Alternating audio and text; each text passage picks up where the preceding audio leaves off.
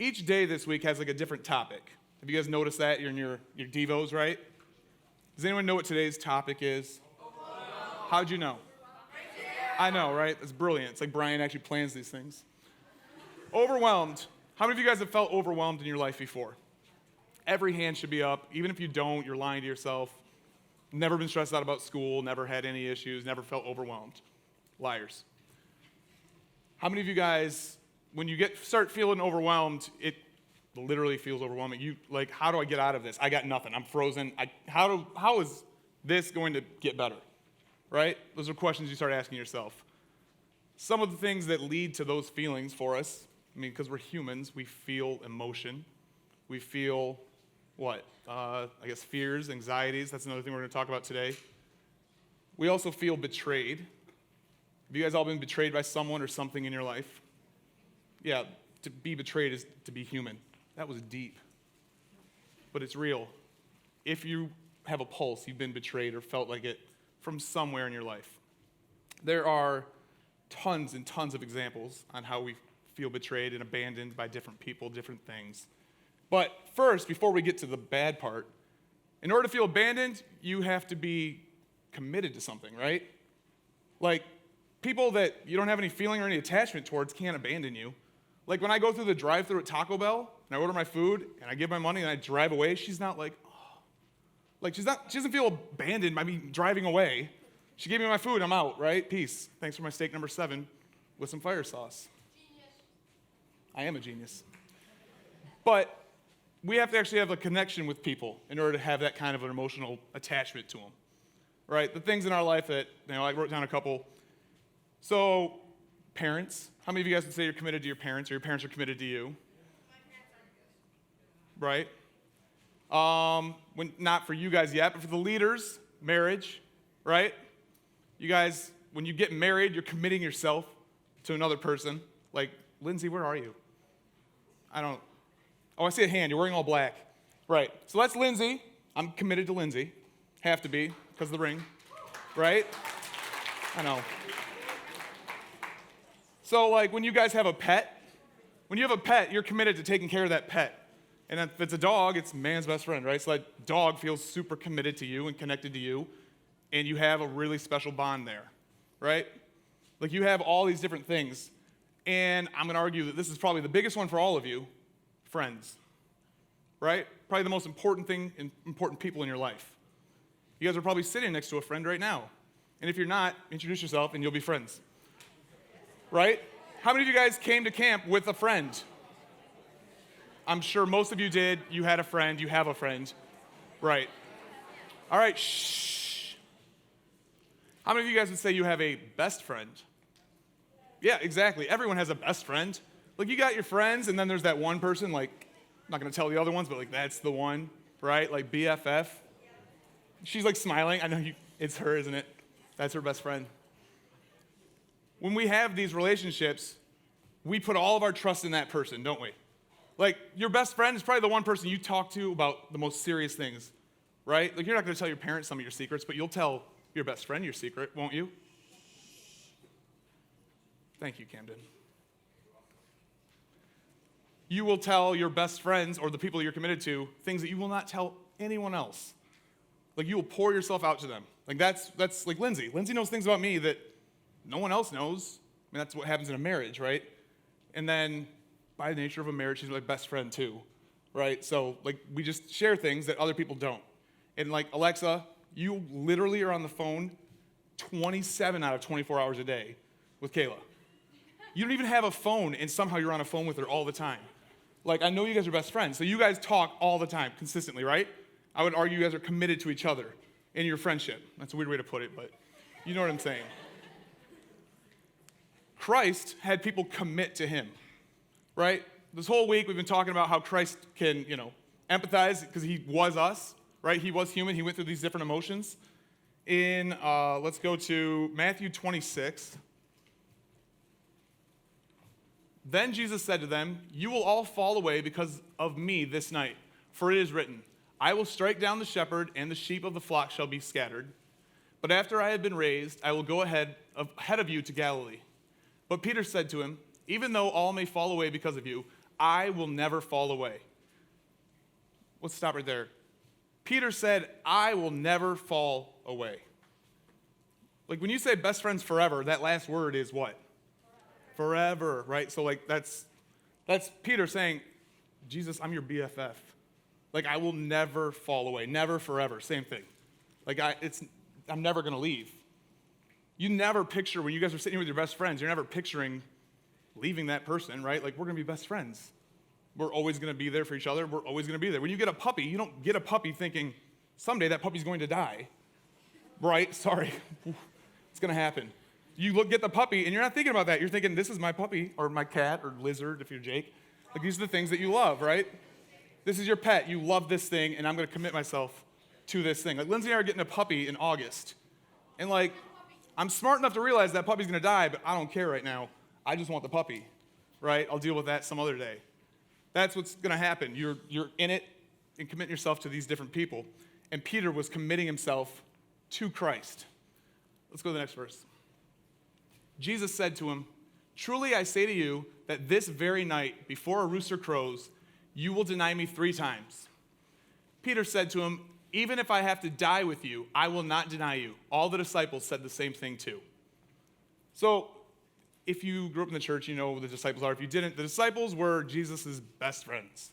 Like they were his inner circle, right? You got the head guy, and they just stuck around him all the time. This is how it went. He probably shared things with them that no one else knew, right? Maybe stresses, like, oh man, my feet really hurt. No one else, there's not a verse for us that says his feet were hurting, right? Like from this day of walking. He just says I'm tired, whatever. Like they knew, maybe he had a blister, I don't know.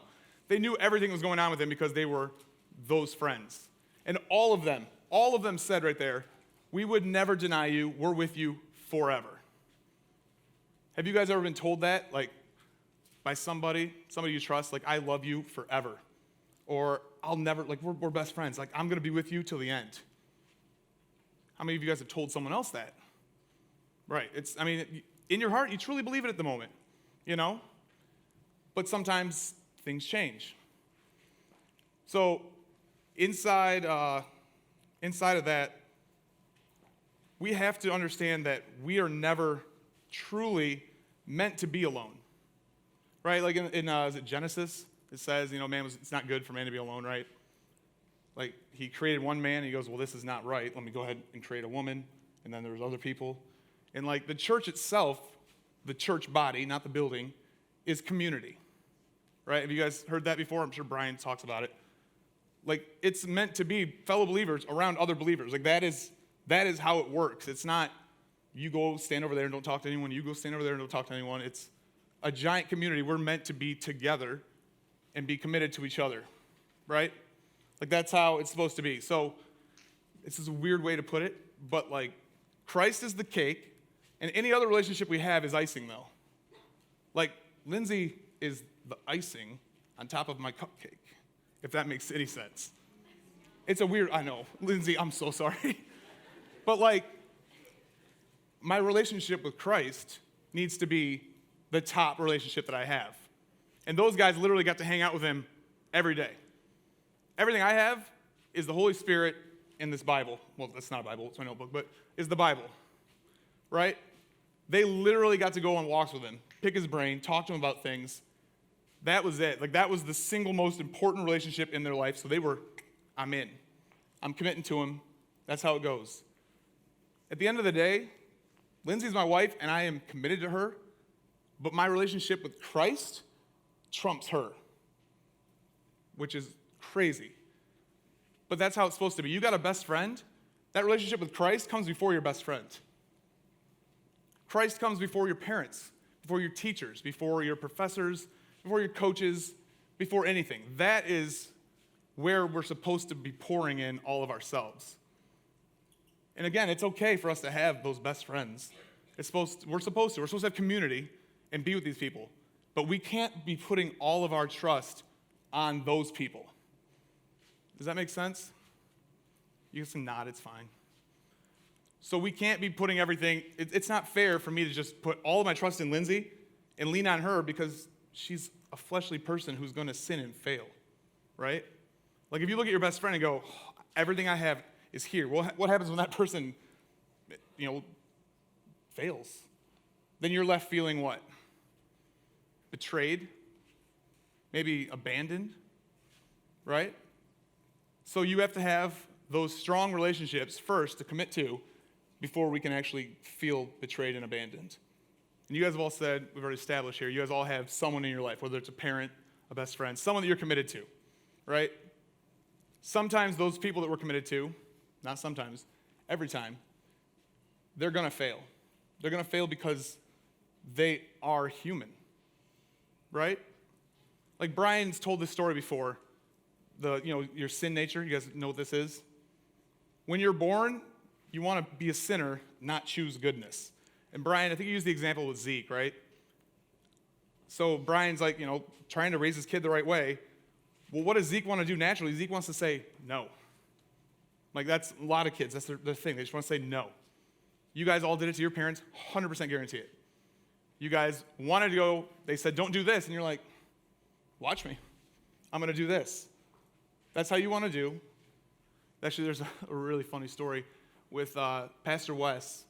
His kid, Quentin, when Quentin was very little, I remember they were in the kitchen, and there was a hot stove, right? Or no, it was the wood stove in the house. And Wes said to Quentin, don't touch that, that's hot. Well, if you know Quentin, then you're not surprised by this, but Quentin walked over, looked right at his dad, and went, in your face, oh my gosh, that's hot. Literally how it happened. It touched it, and then he learned his lesson immediately, but he wanted to do the sin nature first. He was all in on, I'm going to be bad, because that's the way it goes. You know what I mean? That's how we as humans, we deny ourselves that anytime we turn towards Christ. So how can we sit here and go, I'm going to put all of my trust and all of my faith in people who are literally built to fail and built to sin? That doesn't make any sense, does it? It makes no sense. Sometimes it's the people who literally were tasked.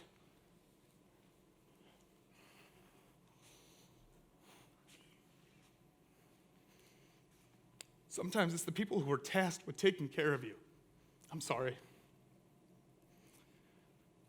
Sometimes it's your parents. Your parents are the ones who hurt you the most. I'm sure there's some of you guys sitting in here and you know what that feels like. My dad, love him. My dad, he's done some failures, right? He's done some betrayal, some abandonment. When I was growing up, it was, my mom, my dad, my sister, and I. And then when I was 5, my parents got a divorce, and that's because my dad was cheating on her, right? Cheating on her a lot. They got a divorce, whatever. He got remarried to my stepmom, had 3 more kids. Years go by, everything's fine. At least so it seems, right? My mom got remarried. We got little Benji, whoever's in here, out of that, so it worked out. And then I remember I was in school, and I was in the library, probably doing something library work, and I get a phone call from my mom. And at U of M Flint, the library's set up. There's like 3 floors. You come in on the 3rd floor or the 2nd floor. So if you're in the basement, you can't get out, right? So I'm like, all right, I'll walk into the bathroom. So I go into the bathroom, and I'll pick up the phone. My mom's like, hey, did you see the news? And I'm like, no, I'm not 65. Like, I don't look at the news. And she goes, your dad got arrested. And keep in mind, like, I didn't live at home with my dad. They got a divorce. I saw my dad and saw my little brothers, holidays, every other weekend. So, like, I wasn't super close with my dad at that time. I was when I was a little kid. And my mom said, your dad got arrested. And I was like, for what? And she goes, he was embezzling money. If you don't know this, he was stealing money from his employer, right? For, like, I don't know, hundreds of thousands of dollars.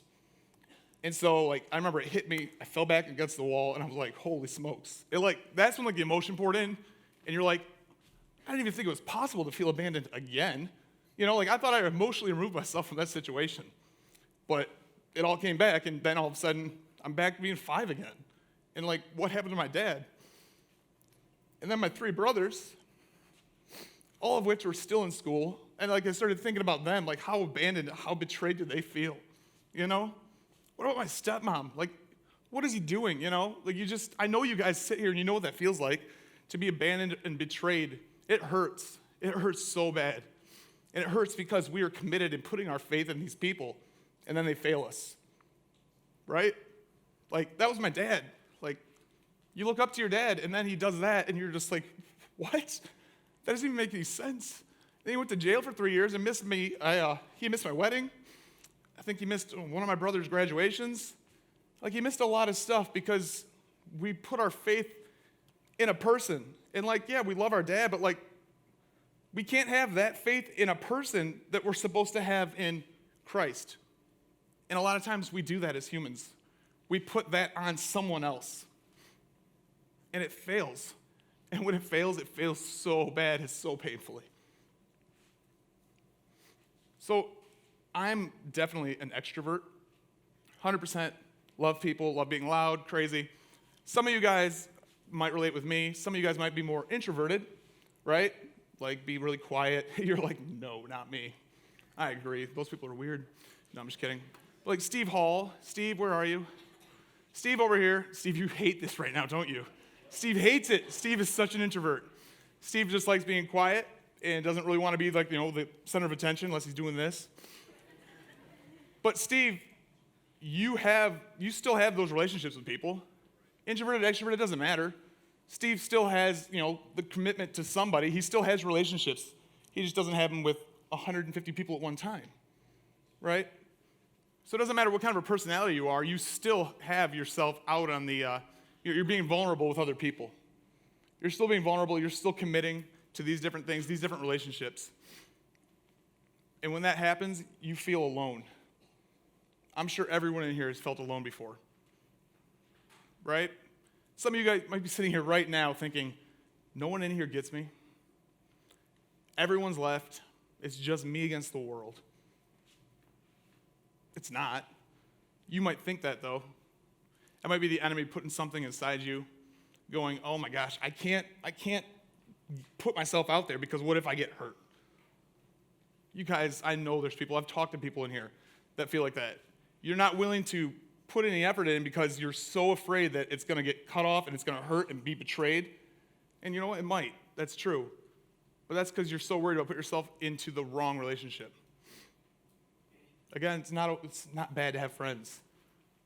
But you need to be putting yourself into a different relationship with a different, higher power that will never, ever, ever fail you. And one of the reasons why is because he knows exactly what that feels like. In Luke 22, having arrested him, they led him away and brought him to the house of the high priest. But Peter was following at a distance. After they had kindled a fire in the middle of the courtyard and had sat down together, Peter was sitting among them. And a servant girl, seeing him as he sat in the firelight and looking intently at him, said, "This man was with him too." So just to put you guys in perspective, Peter, right, earlier we said Peter was like, heck no, I would never leave you, right? You're my BFF. And now Jesus is arrested. They're all kind of hanging out in a courtyard. Not all, Jesus isn't there. And some lady kind of looks across and she's like, I've seen that Jewish beard before. This man was with him too, capital H, so she's referring to Jesus. This man, Peter, was with Jesus too. But he denied it, saying, "Woman, I do not know him." A little later, another saw him and said, "You are one of them too." But Peter said, "Man, I am not." After about an hour had passed, another man began to insist, saying, "Certainly this man also was with him, for he is a Galilean too." But Peter said, "Man, I do not know what you were talking about." Immediately, while he was still speaking, a rooster crowed. You don't think Jesus knows what it feels like to be betrayed? Straight up, his best friend in the entire world, hours earlier, said, "I would never do that." And short-term memory, look what happened. He did it 3 times. 100% knew Jesus, physical, flesh, like you exist. You're a real human. I just ate dinner with you. And then, I've never seen this man before in my life. Turn the other way. Jesus knows exactly what it feels like to be betrayed and abandoned. The reason why he was arrested is because one of his so-called best friends sold him out. Judas sold him out for some money. And then money he threw back anyway. Like, he knows what it feels like to be abandoned. I know you guys have had, you guys have like your friends. We already established that. And you guys know what it feels like to be hurt by those friends. right?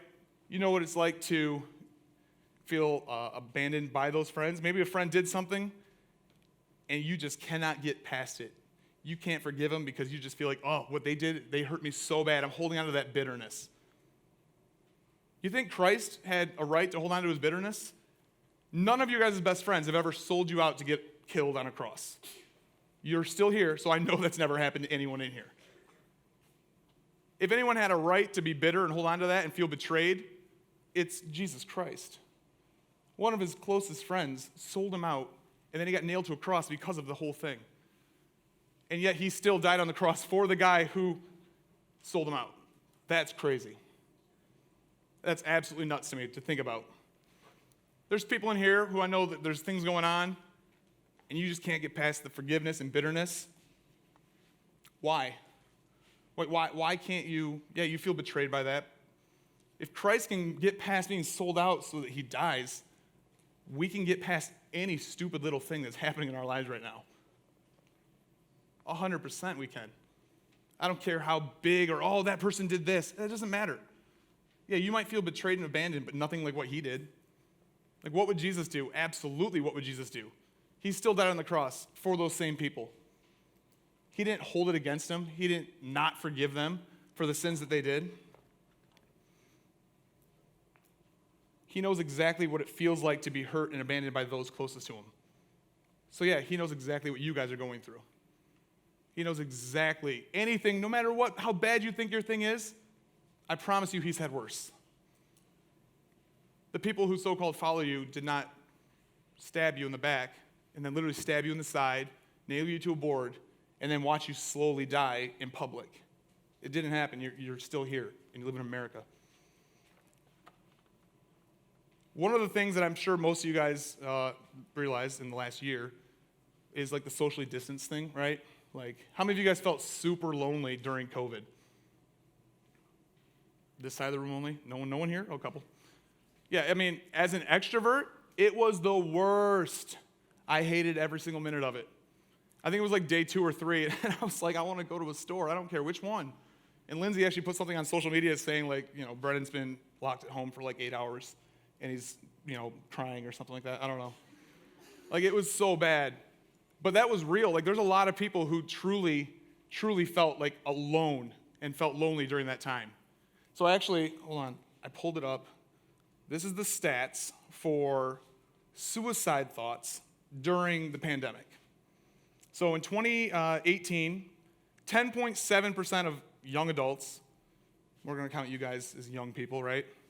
It was like 10.7% of people had suicidal thoughts in 2018, which that's still a lot to me. I'm like, holy smokes, 1 in 10 people think about that? That's crazy. Again, I'm like a happy-go-lucky puppy, almost like Riley. At the end of 2020, right, after a lot of the country had been locked down, forced into isolation, feeling alone, and probably abandoned by the world, that number shot up to 26%. 1 in 4 people your guys' age thought about suicide. And Brian, was that during your message you were talking about? Was it Officer Sutter? Right. Like, literally, not only were they having suicidal thoughts, their suicides were actually happening. Like, they were actually following through on their thoughts because of how lonely they felt during that whole time.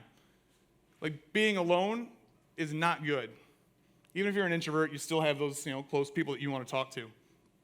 It's crazy to see what happens when people start feeling alone and abandoned and betrayed by people. In Daniel 6, Daniel 6, it says, "Then the king gave orders, and Daniel was brought in and cast into the lion's den. The king spoke and said to Daniel, 'Your God, whom you constantly serve, will himself deliver you.' A stone was brought and laid over the mouth of the den, and the king sealed it with his own signet ring, and with the signet rings of his nobles, so that nothing would be changed in regard to Daniel." All right, hold on there, Noah. Daniel Lion's Den, have you guys ever heard this story? Heard of this story? Little context. There was Daniel, and then there's this King Nebuchadnezzar. King Nebuchadnezzar loved Daniel, because Daniel was like a super awesome, really good worker. Well, he kind of got tricked into making this law that said you cannot worship any other gods, right? That's it. And so Daniel, being a solid man of faith, he didn't listen. He didn't listen. He went to his house, opened the window, and he started praying to God. doing what was right, right? And then it kind of came back to the king. He got word that, hey, he's not actually listening to what you're saying, and you got to follow through on what the law says. And the law was to throw him into a lion's den, which is crazy. Like, I keep looking at the black bear back there on the wall. It's been next to me all week, and I keep looking at its teeth and its claws, and I'm like, dude, I don't think I could wrestle that thing. Like, I would get absolutely torn up. And that's a bear. Like, can you imagine getting thrown into a den full of lions? Like, if I was actually faced with that, I would like to think that I would be Daniel, but truly, if I heard those things roaring, I think I might have turned the other way, which is not good. But Daniel didn't care. He still prayed for it, and they cast him into the lion's den, and then they sealed it so they could tell if anyone had broken him out. All right, Noah. Then the king went off to his palace and spent the night fasting, and no entertainment was brought before him, and his sleep fled from him. Then the king arose at dawn, at the break of day, and went in haste to the lion's den. When he had come near the den to Daniel, he cried out with a troubled voice. The king spoke and said to Daniel, Daniel, servant of the living God, has your God, whom you constantly serve, been able to deliver you from the lions? Now that's a weird thing to try and picture. I think as a kid, I always heard that story, and I'm like picturing him coming up there like, hey, Daniel, how's it going? You know, like that's how he's saying this. 100%, you know he was sitting there going, not expecting to hear an answer, right? He was expecting to go like, I'm just going to give it a shot in the dark, but like there's no way this guy survived this. He had to have known that this little guy was about to get shredded by all these lions. So the way he said it, it says with a troubled voice. He's saying, Daniel, like servant of the living God, has your God whom you constantly serve, like please, has he been able to deliver you from these lions? All right, next. Then Daniel spoke to the king, O king, live forever. That would have been a shock. Like that would have been absolutely crazy to like yell down there expecting to not hear anything, and you hear him and he's yelling back and it doesn't sound like he's dying or bleeding out. Like he's just talking back. Like that would have been crazy. Absolutely crazy. My God sent his angel and shut the lions' mouths, and they have not harmed me. Inasmuch as I was found innocent before him, and also towards you, O king, I have committed no crime. Daniel stood by himself against the law. Literally, his employer, which was the king Nebuchadnezzar, that's his boss and his king, and probably one of his closest friends, honestly, given the nature of his job. He defied him and stood by himself. You don't think he felt abandoned by all of his coworkers who wrote the law to go against him? Like, he was by himself in that moment. The king the hands were tied. The king didn't like it. That's why he said he barely slept that night. But it was just Daniel, all by himself. Except he wasn't all by himself, was he? Who was with Daniel? God. Right, 100%. It's God.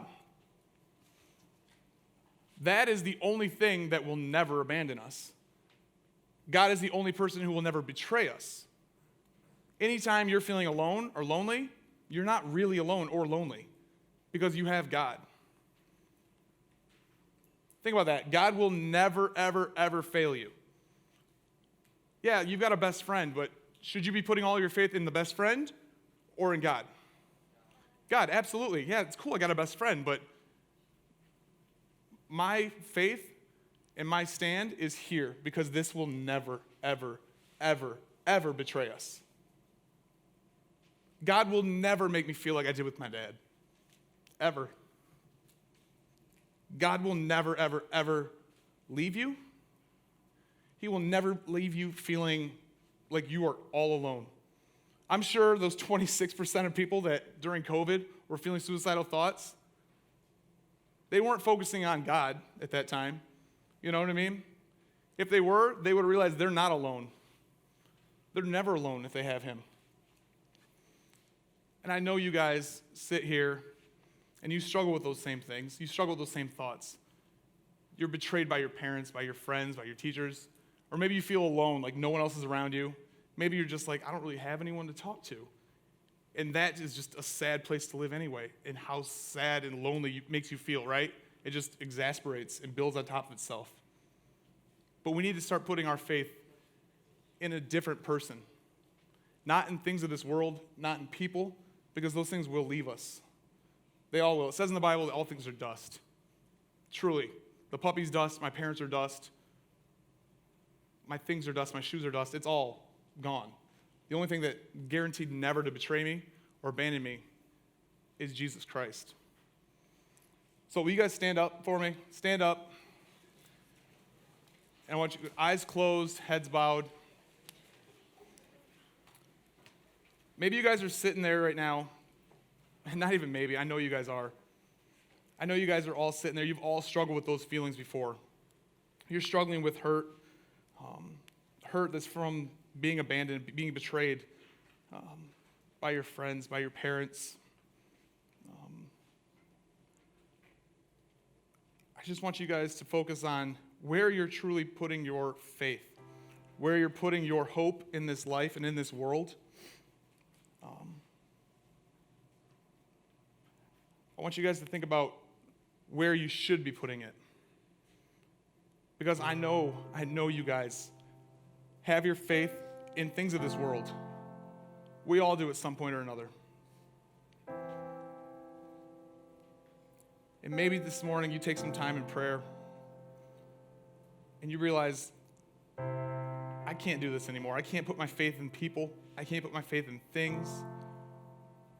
I'm tired of feeling abandoned and betrayed by people and by this world. Because the world is going to hurt you 100% of the time. That's what it does. Maybe you need to come forward down here to the altar and lay some of the fears of this betrayal and abandonment down. You need to come here and say, that's it. I'm standing alone with Christ if I have to. I'm committing myself, this is it. I will no longer be betrayed by this world. I'll never feel alone again. Because I promise you, if you focus on Christ, you will never, ever, ever feel lonely again. Lord, just thank you for today. Thank you for this opportunity to come up here and to speak to these kids. I just lift up anyone in here that's dealing with the fears of abandonment, betrayal. They feel overwhelmed because they feel like it's just them, all by themselves. Lord, I pray that you will give them peace, and you will give them assurance and reassurance that you are always with them, so they know what it feels like to never, ever, ever be alone or abandoned again.